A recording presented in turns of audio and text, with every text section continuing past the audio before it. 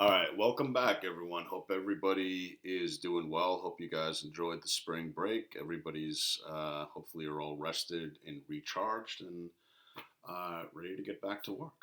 All right, so before we talk about the next story, I just wanted to briefly review Rappaccini's Daughter, the story we read before going on the break.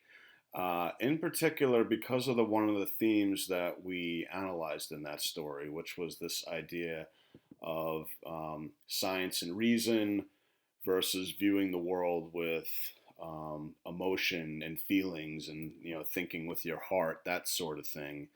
I actually noticed something in the news that's actually relevant to this very topic that I wanted to draw to your attention today before we continue. This theme is loosely connected to the next story we're going to read as well, but not quite in the same way. But we'll talk about that later once we start reading the next story. So, as some of you know, um, schools are going to be closed up until the 15th, May 15th. I don't know if that's if we're going to open up after that. That I don't know. But my point is, I noticed this when I was looking at the news last week, and our governor, Governor Murphy, pointed out this issue that's been a concern for a lot of students, across the country, which is seniors are worried about not being able to have the traditional graduation ceremony, things like prom, all of that stuff, because this is, as you probably have kept hearing by now, this is an unprecedented event. And this may be the class of 2020, may be the first class that unfortunately may not be able to have that experience. So a lot of people have been contacting the governor saying, okay, well, look, we need to open schools back up, and we need to, get things back to the way they were, because my son or daughter, I don't want them to miss out on this, this opportunity that so many other students have had in the past. So my point is this: I just want to show you this quote here that I noticed. Um, that this is, I'm just showing you the relevance of that theme that we looked at 2 weeks ago, and how that's relevant to what's actually happening right now. And basically what he's saying is that, yes, it would be a shame if a lot of seniors missed out on prom and graduation and things of that nature. But what the governor is trying to say is that we have to stick you know, with the facts and what the experts are telling us, versus this idea that, oh, well, if the schools are closed, and we're going to miss out on prom and graduation ceremonies and things of that nature. So that's really all it was. I just wanted to just make the connection between what it was we were reading and how this stuff is actually affecting us right now as we speak. All right, so that's that. So let's move on to our next presentation. This is about Bartleby the Scrivener. The full title there is Bartleby the Scrivener, Story of Wall Street, written by Herman Melville. If you remember, we did that pre-assessment about Moby Dick, the great white whale, and Captain Ahab, the guy with the peg leg. This guy, Herman Melville, wrote that book, and he also wrote the story that we're going to read. So let's just talk very briefly about Melville.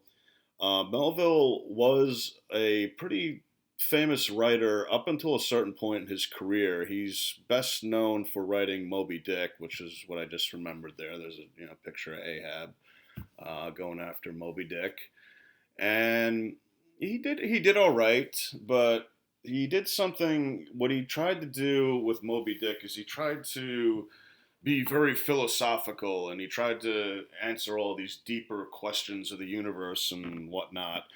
And unfortunately, it was a flop. So, part of the reason was it was just too out there. I mean, most people reading at the time were just, they didn't have the attention span to sit there and, read about these philosophical issues and the science of whales and things like that. It was just, unfortunately, the book is now considered a great classic long after Melville died. He actually died I think he was pretty poor for the most part. But anyway, moving on. So the point I'm trying to make is that up until that point where he wrote Moby Dick, he was doing okay. But then because Moby Dick was such a failure, he had to find another way to support his family by writing stuff that people are actually going to read and buy. So what does he do? He writes the story we're going to read, Bartleby the Scrivener, Story of Wall Street. It was published in 1853, around November, December of that year. And it was considered more of a mainstream success, stuff that people actually enjoyed reading. I enjoyed reading the story. I think you'll enjoy reading it too. It has a very comical nature to it, and you'll see why once you start reading it. All right. All right, so first let's talk about what is a scrivener. I doubt many of you have probably heard that word up until a couple of seconds ago. A scrivener was somebody who was actually paid to copy documents. Long before that there were copy machines, you actually had to pay people to copy lengthy documents by hand, as you can see this guy doing right here. And in this case, we're not just talking about like 1 or 2 pages, we're talking about like hundreds of pages. Now, the story takes place at a law firm, actually. And Bartleby is hired by the lawyer who owns the place. The lawyer is also the narrator of the story. And like I said, these scriveners would have to copy pages, like hundreds of pages of legal documents. And we're not talking about like trial attorney, that sort of like criminal offense. This lawyer was more of like somebody who dealt with like wills and property taxes and stuff of that nature, not so much like trial attorney work. All right, so what is it about Wall Street? What's the connection? And what is the deal with the walls? Let's talk about that. The story takes place in Wall Street, New York City, during the 1840s. And part of the reason why you see the walls here is because the wall, there's a lot of symbolism in the walls. And we'll talk more about that as we start reading the story. That's a common motif throughout the story is you'll see, the walls here. All right. And I just figured I'd throw in a fun fact there as a side note. There was actually a wall at that part in New York City back in the 1600s when the Dutch settlers had settled in that part of New York City, Manhattan. They constructed this wall to protect themselves from attacks from Indians, pirates, and the British, who were enemies of the Dutch at that time period. So I just thought I'd throw that in there. All right, so moving on. Let's talk about the characters. As I said earlier, it takes place at a law firm, and it's owned by this guy here. He does not have a name. We're never given a name of the narrator.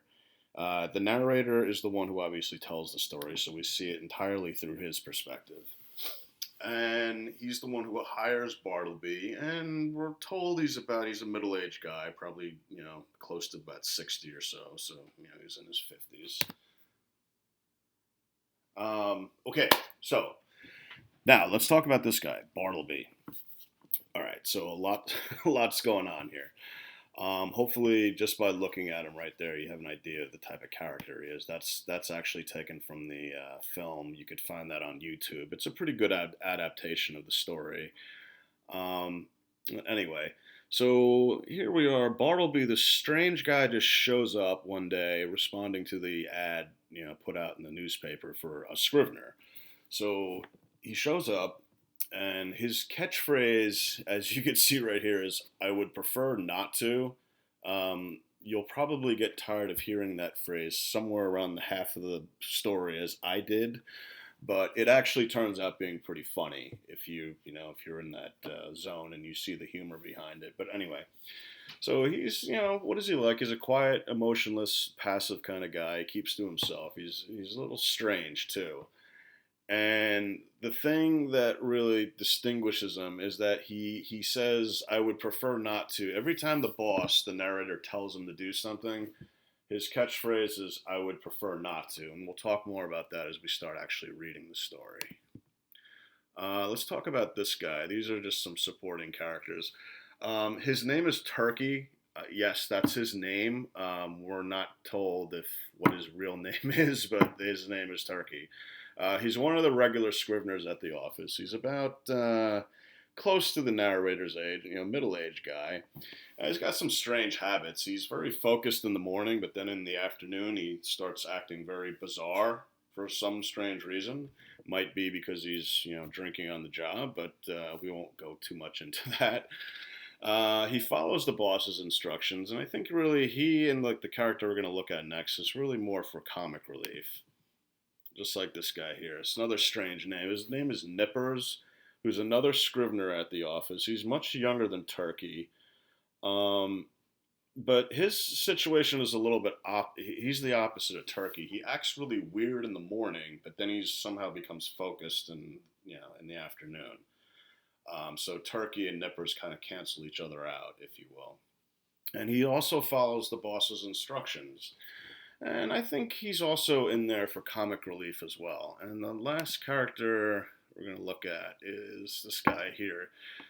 Ginger Nut, young kid, he's basically, just like an errand boy for the narrator, goes and gets stuff for the narrator, whenever necessary. And then he gets his name because he gets these cakes called ginger nut cakes. So that's really pretty much the extent of what he does in the story.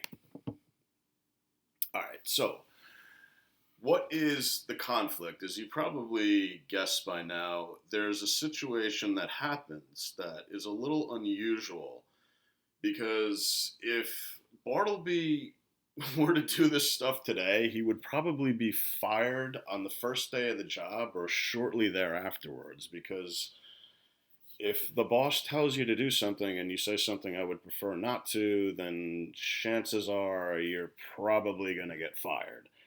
But see, that's how most of us are going to look at the story when you're reading it in 2020.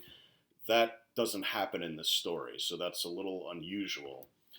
So the narrator he's up until this point in the story, he's a pretty easygoing guy. He's business savvy. He works well with others, but Bartleby's gonna change that, and you'll see why. And one of the things I want you to focus on, the key question I want you to ask as you're reading this, is what are the ways that Bartleby starts to change the narrator? Because that's going to be the central question that I want you to analyze and write about when you write an essay in response to this reading assignment.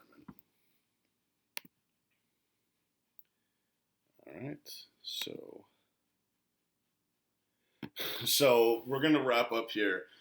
Bartleby's phrase is "I would prefer not to," and as I said, it's a little funny in the beginning, but it kind of gets a little repetitive towards the middle of the story. But then it gets funny again at the end if you follow. You'll know what I'm talking about once you read the story. I just call it the Bartleby effect because you'll see that like Bartleby effortlessly influences everybody in the story, and you're gonna see like he has no emotion. It's almost like if you know Star Wars and the Force and like the Force be with you. He has that kind of like presence on people, which I'm trying to illustrate here with this slide. Um, and it's like he's passive aggressive, and somehow he's very influential around on everybody in the story. It gets a little ridiculous towards the end of the story, which is one of the reasons why I enjoyed reading it. But I wanted to just mention it is a little difficult to read. You might have to read through a couple lines, stop and reread a couple lines every now and then, as you most likely did when you were reading Rappaccini's Daughter, because this literature was written pretty much close to the same time period as Rappaccini's Daughter, when Nathaniel Hawthorne was writing. And it's good practice for when you're going to college. This will train you to read like a college student, because it's not necessarily like fun reading where you're going to be able to get through it each page and breeze through it. If you can do it, that's great. But just be prepared for, yes, it does have a lot of long words in it. And I'd certainly recommend you, if you want to become a better reader and writer, you should certainly, develop your vocabulary as much as possible. But once you get through all that, I think you'll see that in the end, it's actually a pretty amusing story. So that said, we're going to take a look at this story throughout this week, and then the lesson is going to conclude with a 5 paragraph essay. But as I said, we're going to obviously talk more about that once we start reading the story. All right, guys. So if you have any questions about this, feel free to email me. Or if I don't hear from you, hopefully I will be able to meet with you during one of our video conferences this week. All right. All right, everyone. I will see you then.